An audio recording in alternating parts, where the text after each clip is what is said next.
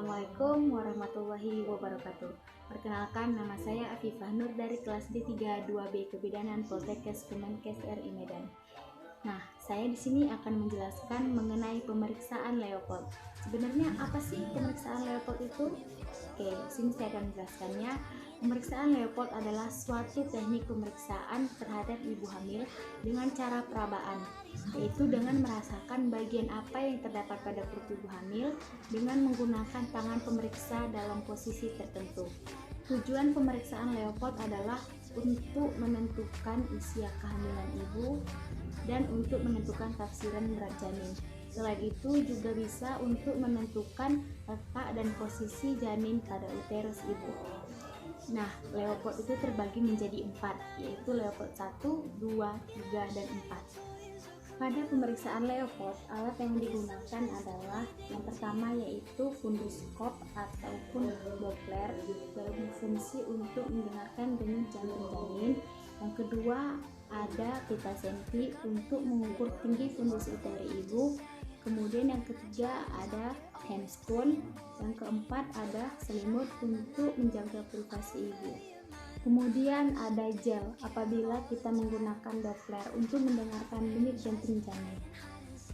Setelah itu, alat-alat yang sudah kita sediakan kemudian kita dekatkan kepada ibu.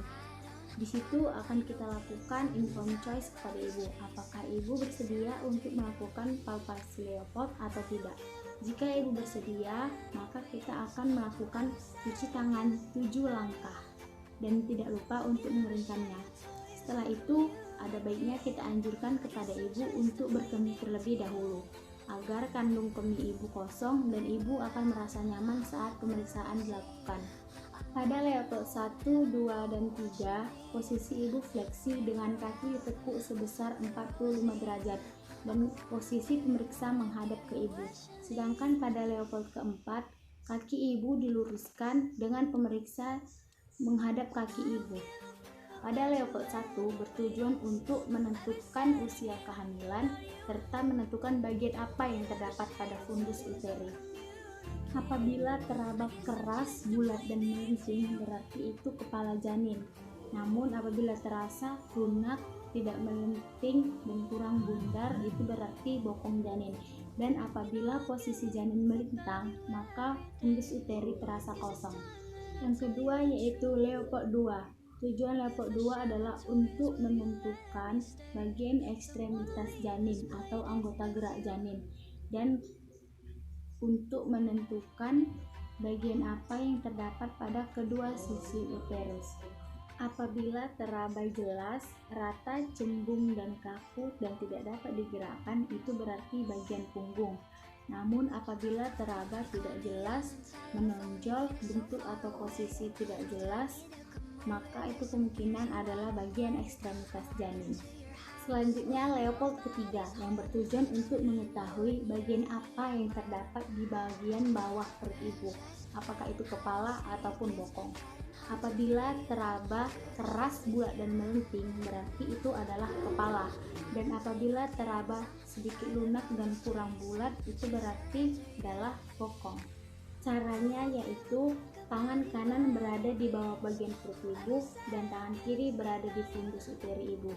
Kemudian tangan kanan kita menggoyang-goyangkan bagian bawah perut ibu, apakah yang kita rasakan, apakah lunak ataukah keras dan melenting. Nah, yang terakhir yaitu Leopold 4 yang bertujuan untuk mengetahui apakah bagian terbawah janin sudah memasuki PAP atau belum, yaitu dengan cara posisi ibu meluruskan kakinya dan pemeriksa menghadap ke kaki ibu. Pada saat pemeriksaan, apabila tangan pemeriksa masih bisa bertemu di bagian bawah perut ibu, itu dinamakan dengan konvergen, yang artinya kepala bayi belum memasuki pintu atas panggul. Namun apabila saat pemeriksaan tangan pemeriksa sudah menyebar dan tidak bisa lagi bertemu, itu disebut dengan divergen, yang artinya kepala bayi sudah memasuki pintu atas panggul ibu. Nah, pada palpasi Leopold kita juga mendengarkan denyut jantung janin. Denyut jantung janin normal yaitu antara 120 sampai 160 kali per menit. Nah, hanya ini yang bisa saya jelaskan. Apabila ada kekurangan dan kesalahan kata, saya mohon dimaafkan. Jangan lupa untuk di-like, komen, dan share sebanyak-banyaknya ke teman-teman kalian semua. Semoga apa yang saya sampaikan bermanfaat. Saya akhiri. Wassalamualaikum warahmatullahi wabarakatuh.